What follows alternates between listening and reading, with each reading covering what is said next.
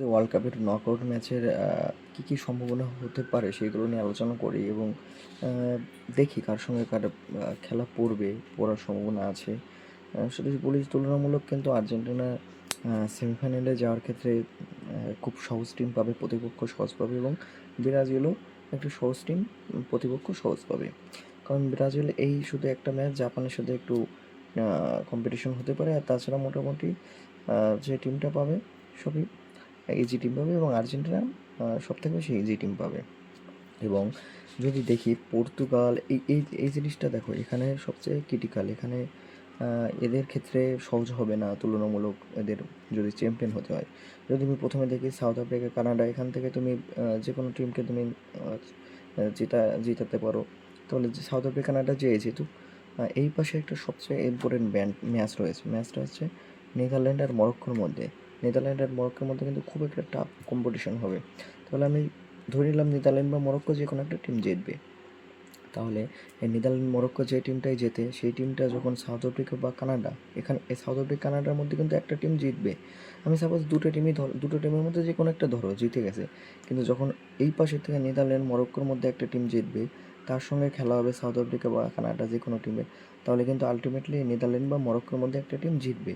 তাহলে আমি ধরে নিলাম নেদারল্যান্ড মরক্কোর মধ্যে যে কোনো একটা টিম জিতলো, সেটা এখানে আসবে। আসার পর এই পাশ থেকে দেখো, পরে এখানে এসে খুব খুব এটা স্ট্রং কম্পিটিশন হবে। এখানে জার্মানি, প্যারাগুয়ে, এখানে ভালো খেলা হবে। এখানে আমি ধরে নিচ্ছি জার্মানি জিতবে এবং ফ্রান্স আর সুইডেনের মধ্যে আমি ফ্রান্স জিতবে, এটা ধরা যায় ফ্রান্স জিতবে। এবং তাহলে জার্মানি ফ্রান্সের মধ্যে একটা টাফ কম্পিটিশন দেখা দেবে, কিন্তু এটা খুবই ইম্পর্টেন্ট ম্যাচ হবে। খুব মানে ভালো মজাদার ম্যাচ হবে জার্মানি আর ফ্রান্সের মধ্যে। এখানে কম্পিটিশনটা, এখানে ফ্রান্স আমি জিতে রাখছি ফ্রান্সকে। আর এই ফ্রান্সের সঙ্গে এই পাশ থেকে নেদারল্যান্ড বা মরক্কো যেটা জিতে আসবে, তার সঙ্গে খেলা হবে। এটাও খুব একটা ইম্পর্টেন্ট ম্যাচ হবে এবং স্ট্রং ম্যাচ হবে। তাহলে আমি এখানে ফ্রান্সকে এগিয়ে রাখছি। তাহলে ফ্রান্স সেমিফাইনালে চলে গেল।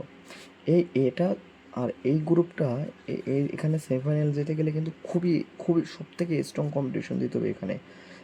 এখানে তো দিতেই হবে, সেকেন্ডে এখানে দিতে হবে। এখানে বেলজিয়াম আর সেনেগালের মধ্যে আমি বেলজিয়ামকে এগিয়ে রাখছি। বেলজিয়াম কিন্তু একটা ভালো টিম, যদিও এখানে পারফরমেন্স ভালো দেখাচ্ছে না গত ওয়ার্ল্ড কাপে, কিন্তু গত ওয়ার্ল্ড কাপের আগে কিন্তু বেলজিয়ামের ওয়ার্ল্ড র্যাঙ্কিংয়ে 1 নম্বর পজিশনে ছিল এবং ওয়ার্ল্ড কাপ শুরু হওয়ার মাঝেও কিন্তু সেকেন্ড বা থার্ড পজিশনে গিয়েছিল। আমি বেলজিয়ামকে এগিয়ে রাখছি। এখানে ইউএসএ আর বসনিয়ার মধ্যে আমি ইউএসএ যে পারফরমেন্স থাকে ইউএসএ এগিয়ে রাখছি। বেলজিয়াম আর ইউএসএর মধ্যে ম্যাচ হবে, আমি বেলজিয়ামকে এগিয়ে রাখছি। এখানে বেলজিয়াম। আর এই পাশে স্পেন আর অস্ট্রিয়ার মধ্যে আমি স্পেনকে এগিয়ে রাখছি। আর প্যারাগুয়ে আর ক্রোয়েশিয়ার মধ্যে ক্রোয়েশিয়াকে এগিয়ে রাখছি। ক্রোয়েশিয়াকে আমি এগিয়ে রাখছি, বা তুমি প্যারাগুয়েকে এগিয়ে রাখতে পারো। এখানে কিন্তু খুব স্ট্রং ম্যাচ হবে, যেখানে ক্রোয়েশিয়া কিন্তু 2018 ওয়ার্ল্ড কাপে কিন্তু ফাইনালিস্ট। ক্রোয়েশিয়া কিন্তু একটা ভালো টিম, যদি এখানে পারফরমেন্স তেমন ভালো দেখাতে পারছে না, তাহলে ক্রোয়েশিয়ার প্যারাগুয়ের মধ্যে যেই জিতুক সে কিন্তু স্পেনের সঙ্গে খেলবে। তাহলে আমি এখানে সরি, এখানে কিন্তু পর্তুগাল, এটা হচ্ছে পর্তুগাল। এটা পর্তুগালের ক্ষেত্রে যদি পর্তুগাল রোনাল্ডো যদি চ্যাম্পিয়ন হতে হয়, তাহলে কিন্তু খুব টাফ কম্পিটিশন দিতে হবে। কারণ আমি স্পেন আর অস্ট্রিয়ার মধ্যে আমি স্পেনকে এগিয়ে রাখবো। আর এই পাশে পর্তুগাল ক্রোয়েশিয়া, এই ম্যাচটা খুবই ইম্পর্টেন্ট ম্যাচ হবে। এই ম্যাচটা খুবই ইম্পর্টেন্ট ম্যাচ হবে, পর্তুগাল আর ক্রোয়েশিয়া। পর্তুগাল আর ক্রোয়েশিয়ার মধ্যে ক্রোয়েশিয়া বা পর্তুগাল যে কোনো একটা জিততে পারে, আমি পর্তুগালকে এগিয়ে রাখছি। সে যেই জিতুক, এই পাশে পর্তুগাল জিতুক বা ক্রোয়েশিয়া জিতুক, তার সঙ্গে কিন্তু স্পেনের খেলা পড়বে এবং এটা খুবই একটা স্ট্রং ম্যাচ হবে। এখানে যদি আমি রোনাল্ডোকে আমি এগিয়ে রাখছি, পর্তুগালকে যদি এগিয়ে রাখছি, তাহলে পর্তুগাল কিন্তু স্পেনের ম্যাচ হবে, সেখান থেকে স্পেন বা পর্তুগাল জিতে আসবে। তাহলে আমি সেখানে সাপোজ স্পেনকে জিতালাম বা পর্তুগালকে জিতালাম। এখানে স্পেন জিতলে তাহলে আলটিমেটলি সেমিফাইনাল ফ্রান্সের সাথে দেখা হবে। অথবা যদি এখানে পর্তুগাল জেতে, তাহলে আলটিমেটলি ফ্রান্সের সাথে কিন্তু পর্তুগালের দেখা হবে। তার মানে কি, এই যে কটা টিম আছে, এখান থেকে একজন কিসে যাবে, এখান থেকে একজন ফাইনালে যাবে। তাহলে এখান থেকে যে ফাইনালে যাবে তার কিন্তু খুবই স্ট্রং কম্পিটিশন দিতে হবে। কারণ এখানে পর্তুগাল জিততে গেলে ক্রোয়েশিয়ার সাথে জিতে, তারপরে স্পেনের সাথে জিততে হবে আলটিমেটলি, তারপরে সেমিফাইনাল ফ্রান্সের সাথে পড়বে। কারণ কি, এই যে 8টা টিম, এই 8টা টিমের কিন্তু 8টা টিম থেকেই ফ্রান্স এগিয়ে আসবে।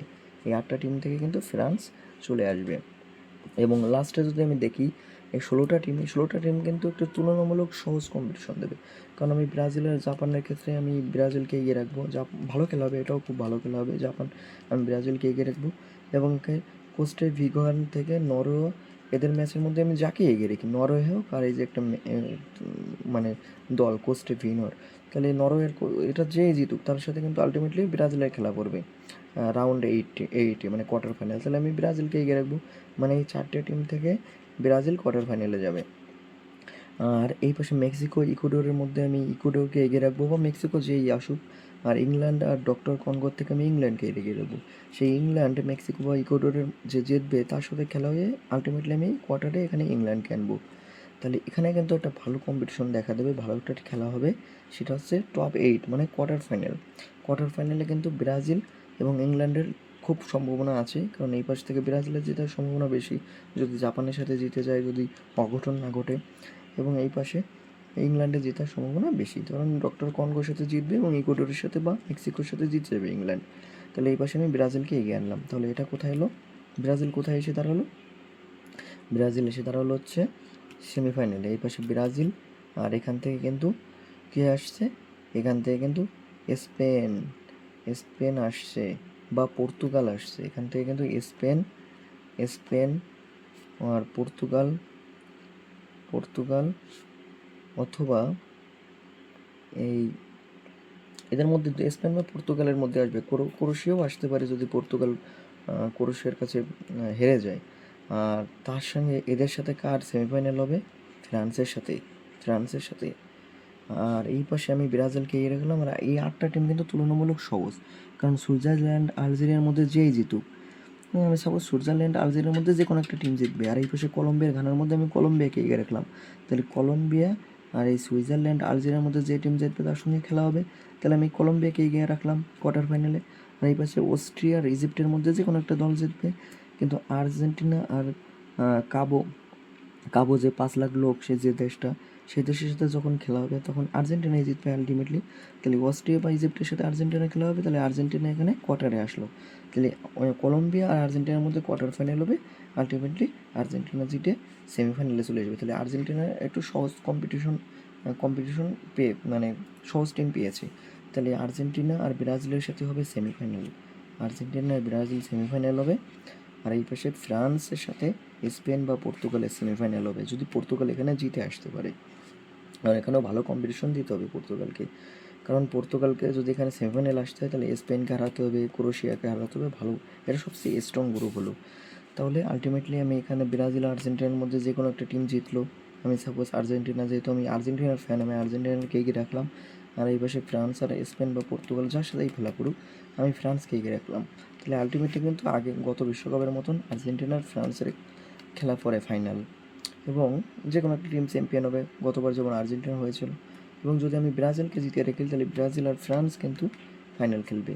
অথবা এখানে যদি মানে স্পেন সবাইকে হারাতে পারে, স্পেন পর্তুগালকে হারাতে পারে, ক্রোয়েশিয়া হারাতে পারে, তাহলে কিন্তু স্পেনের সাথে ফ্রান্সের সেমিফাইনাল হবে। মোটামুটি এটাই দেখা যাচ্ছে। মোটামুটি সেমিফাইনাল পর্যন্ত আসতে আর্জেন্টিনার তেমন বাধা নেই, যদি অঘটন না ঘটে। ব্রাজিলও সেমিফাইনাল পর্যন্ত আসতে গেলে একটু ইংল্যান্ডের সাথে কম্পিটিশন দিতে হবে, আর এই পাশে ইংল্যান্ডের ইকুয়েডরের সাথে কম্পিটিশন দিতে হবে। আর প্রথম ম্যাচটা ব্রাজিলের এই জাপানের সাথে ভালো ম্যাচ হবে। আর এখানে একটা ম্যাচ আছে নেদারল্যান্ড মরক্কো, এটা খুব ভালো ম্যাচ 32-এর মধ্যে। এবং এখানে মোটামুটি যখন সে রাউন্ড 16 খেলা হবে তখন কিন্তু জার্মানি আর ফ্রান্সের খেলা হবে। এটা কিন্তু হবে, কারণ জার্মানি প্যারাগুয়ের সাথে জিতবে আর সুইডেনের সাথে ফ্রান্স জিতবে, তাহলে ফ্রান্স আর জার্মানি কিন্তু সে একটা খেলা হবে, এখান থেকে একটা টিম আউট হয়ে যাবে।